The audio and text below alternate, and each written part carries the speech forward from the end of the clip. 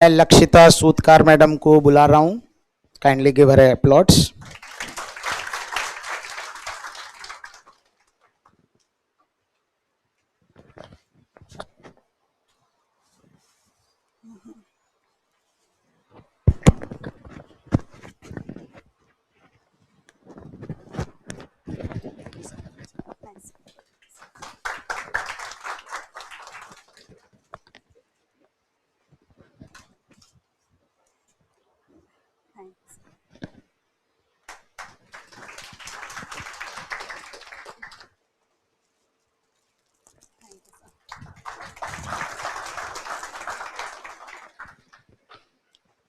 Good morning all of you.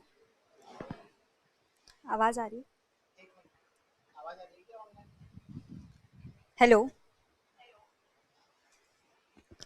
सबसे पहले तो मैं सर को थैंक यू करना चाहूँगी कि उन्होंने मुझे यहाँ बुलाया और आप सबसे बात करने की अपॉर्चुनिटी दी। मेरा ये फर्स्ट अटेम्प्ट था और मैं सबको यही एडवाइस करूँगी कि कम टाइम में अगर आपको वो करना है तो आपको थोड़ी स्ट्रैटेजी और टाइम मैनेजमेंट को ध्यान में रख के वो सब अपना शेड्यूल बनाना चाहिए। जैसे मेरी ये स्ट्रैटेजी रही थी कि जैसे मेरी BA-LLB भी कंप्लीट नहीं हुई थी और उससे पहले ही वैकेंसी का अनाउंसमेंट हो गया था, तो मैंने अपना शेड्यूल ये रखा कि मैंने मेजर और माइनर सब्जेक्ट्स दोनों पे साथ में फोकस करा और दोनों को डिवाइड करा और इंग्लिश और हिंदी को 1-1 आवर दिया था, क्योंकि इंग्लिश हिंदी में फिर लास्ट में अगर अपन चाहें कि अपन तैयारी करेंगे तो वो पॉसिबल नहीं हो पाता है। मैंने ये देखा था कि मेरे पास जैसे कम टाइम था तो मैंने पहले जो मेजर सब्जेक्ट्स के जो इम्पोर्टेंट क्वेश्चंस थे, जैसे कि जो पास्ट ईयर में अभी तक जो सारा आया है, पहले उनको कवर करा और फिर मेरे पास अगर टाइम रहा तो मैंने फिर पूरा पूरा तो अपन को पढ़ना ही है, लेकिन अगर अपने पास कम टाइम है तो पहले जो इम्पोर्टेंट टॉपिक्स है आप उन पर ज़्यादा फोकस करें।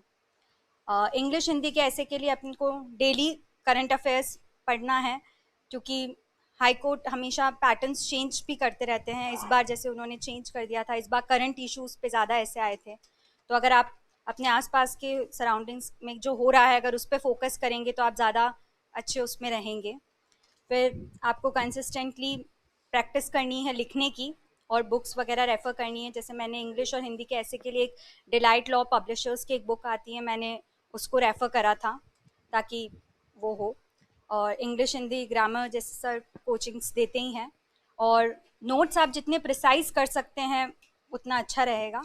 बुक एक बार रीड करके अगर आपको जो भी लगता है कि बुक के कंटेंट्स इंपॉर्टेंट हैं, तो जो अपने नोट्स है आप उसी में उसको रोट डाउन कर लीजिए, ताकि लास्ट टाइम पे आपके पास ज़्यादा मटेरियल नहीं रहेगा पढ़ने के लिए।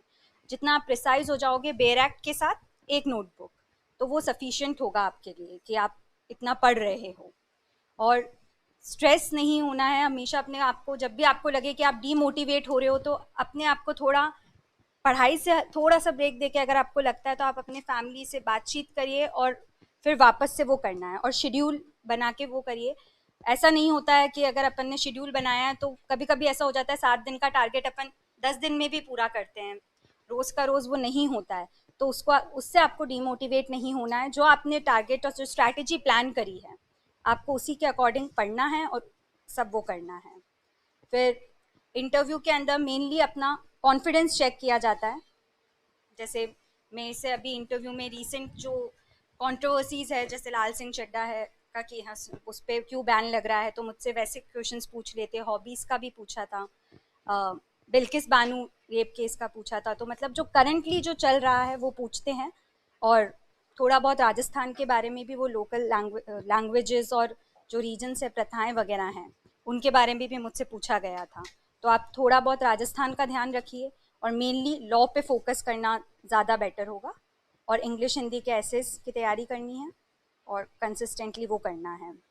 और मैं ये सजेस्ट करूँगी कि अगर आपके पास कम टाइम है, और जैसे उन्होंने कहा मेरे पहले जो थे कि फर्स्ट टाइमर्स जो होते हैं उनमें अलग कॉन्फिडेंस होता है। जैसे मेरा यूँ था कि पहले मैंने इतना नहीं पढ़ा था जैसे प्री हुआ था, लेकिन फिर जैसे मेरा प्री क्लियर हुआ तो फिर मेरा यूँ था कि मुझे सब कुछ क्लियर करना ही है, मतलब पढ़ना ही है, अब तो कुछ भी नहीं है कि मेंस कैसे भी करके अपन को फर्स्ट अटेम्प्ट में निकालना है।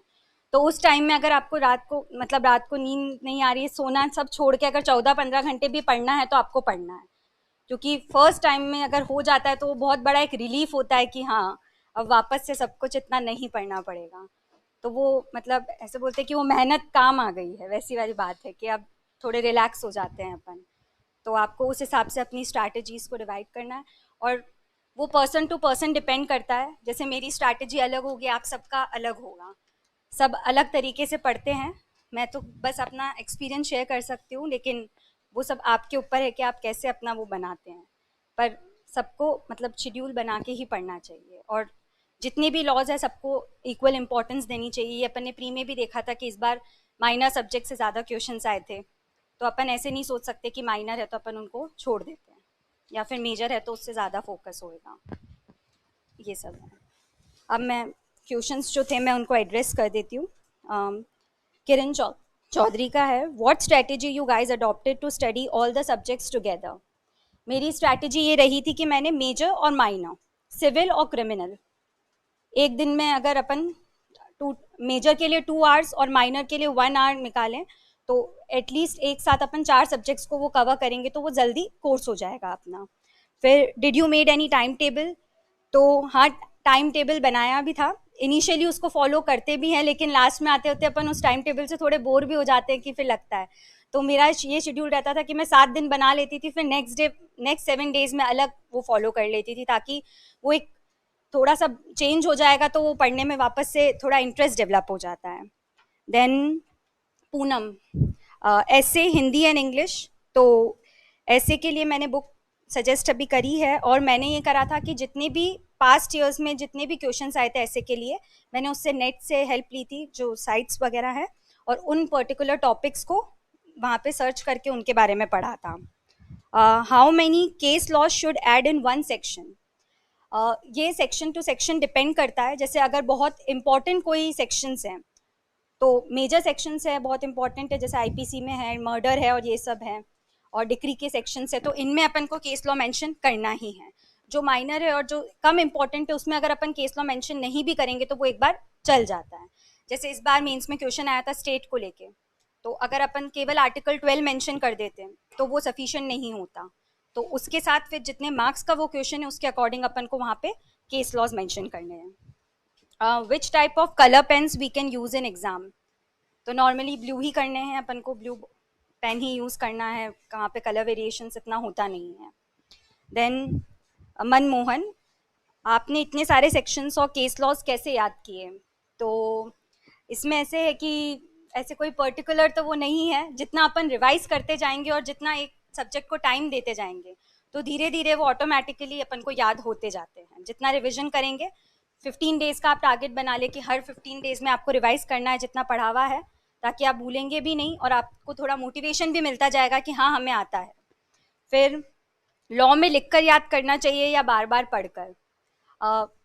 ये तो देखो पर्सन टू पर्सन डिपेंड करता है। जैसे मेरी आदत ये है कि मैं बोलकर ज़्यादा याद करती हूँ, लिख कर नहीं, लेकिन जब मेंस देना है तो मेंस में अपन को लिखना ही पड़ेगा, और वहाँ पे राइटिंग ही सब कुछ मैटर करती है कि आपकी स्पीड कितनी है। क्योंकि अगर आप वहाँ पे पेपर छूट जाता है तो वो मतलब है मार्क्स आपके लूज हो जाएंगे। तो सबको ऐसे लिखकर वो याद करना चाहिए ताकि ऐसा टाइम मैनेजमेंट हो कि वो जो पेपर 3 आवर्स का है आप उसको बिल्कुल टाइम पे कंप्लीट कर सकें। फिर GP Singh Chaudhary, how's the life after the selection? तो सिलेक्शन के बाद की लाइफ ऐसी है कि बहुत रिलैक्स है, मतलब बहुत ऐसा लगता है कि एक बर्डन था जो मतलब अगर ऐसे सोचे कि ये सब वापस से पढ़ना पड़ता तो शायद वो थोड़े दिन के लिए बहुत डीमोटिवेशन हो जाता कि इतना सब कुछ वापस से पढ़ना और वापस से अपने आप को वो जोड़ के वो करना। तो it is really good and it really feels amazing, और वो सब आप भी अगर आप मेहनत करेंगे तो ज़रूर वो होगा। If a person who is appearing for second or third time, so there are many issues faced by repeaters like family pressure, mental pressure for better performance. So any suggestions? Obviously अगर अपन सिर्फ second third time अगर किसी चीज़ को दे रहे हैं, ये मैं इतने बेटर एड्रेस नहीं कर पाऊंगी क्योंकि मेरा फर्स्ट अटेम्प्ट था, तो मैंने उस प्रेशर को इतना फील नहीं करा है। लेकिन मेरा यही सजेशंस रहेगा कि अपन को होप लूज़ नहीं करनी है। अगर अपन ने एक गोल बना लिया है कि हमें ये चीज़ करनी है तो फिर वो अपन को करनी ही है, चाहे कितना भी टाइम लगे। बस अपने आप को मोटिवेट होते रहना है। फिर Meena Rathi, some tips on English essay writing. तो जो बच्चे इंग्लिश मीडियम से हैं उनको तो इतनी ज़्यादा प्रॉब्लम्स आती नहीं है, वो रेगुलर यूज़ करते हैं। अगर हिंदी मीडियम के हैं तो जैसे इंग्लिश मीडियम वालों को ये सजेस्ट किया जाता है कि वो रोज़ डेली हिंदी की प्रैक्टिस करें, तो वैसे अगर वो रोज़ इंग्लिश की प्रैक्टिस करें, अपने फ्रेंड्स या फैमिली को बोले कि उनको डिक्टेट करें, या वो जैसे सर के कोचिंग के अंदर ऐसे हुआ था कि सर ने हिंदी में जो आए हिंदी में बताते थे, फिर हमारे को उसको इंग्लिश में कन्वर्ट करना पड़ता था, ताकि उससे हमारी ग्रामर और सेंटेंस फ्रेमिंग की प्रैक्टिस होती रहती है। तो आप लोग भी वही पैटर्न अगर फॉलो करेंगे तो। फिर शाहिना, आरजेएस के मेंस पेपर में प्रेजेंटेशन कितनी ज़रूरी है मार्क्स गेन्स करने के लिए और केस एंड सेक्शन को हाईलाइट करने के लिए अदर कलर पेंसिल यूज़ कर सकते हैं क्या? प्रेजेंटेशन बिल्कुल मैटर करती है कि आप किस वे में अपने आंसर को प्रेजेंट कर रहे हैं और किस फॉर्मेट में लिख रहे हैं। अगर जो भी सेक्शन है तो आपको पहले सेक्शन नंबर, फिर बेयर एक्ट की लैंग्वेज, और अगर उससे रिलेटेड अगर आपके पास टाइम है और केस लॉज आपको आते हैं तो आपको बिल्कुल मेंशन करने चाहिए। वो एक अच्छा प्रेजेंटेशन देगा और जो सामने वाला कॉपी चेक करता है उनको लगेगा कि हाँ सामने को आता है। जनरली अपन ब्लू ही पेन यूज़ करते हैं, अगर आपको लगता है तो आप ब्लैक से हाईलाइट कर सकते हैं, पर वहाँ पे इतना नेसेसरी नहीं है। ऐसे जिस वे में आप जो आंसर लिख रहे हो, बेयर एक्ट की लैंग्वेज और सेक्शन नंबर, वो ही मैटर करता है, आपका कंटेंट मैटर करता है मेनली। फिर महिपाल पुनिया, हैंड राइटिंग कैसी होनी चाहिए और कितनी इंपॉर्टेंस है आंसर राइटिंग की? हैंड राइटिंग ऐसी होनी चाहिए, ज़रूरी नहीं है कि मतलब बहुत अच्छी और एकदम सुंदर हैंड राइटिंग होनी चाहिए। वो वैसे भी अपन लिखते हैं तो ऐसा होता है कि स्टार्टिंग में जो हैंड राइटिंग होती है फर्स्ट क्वेश्चन में, वो लास्ट क्वेश्चन तक मेंटेन नहीं रहती है। तो ऐसी हैंड राइटिंग लिखिए कि सामने वाले को समझ में आए कि अपन क्या लिख रहे हैं। ज़रूरी नहीं है कि अपन को बहुत सजा धजा के लिखना है, क्योंकि वो बहुत ज़्यादा फिर टाइम आपका वहाँ कंज्यूम हो जाएगा। In RJS preparation bare act and coaching notes is sufficient, या सेल्फ नोट्स मेकिंग भी करने चाहिए?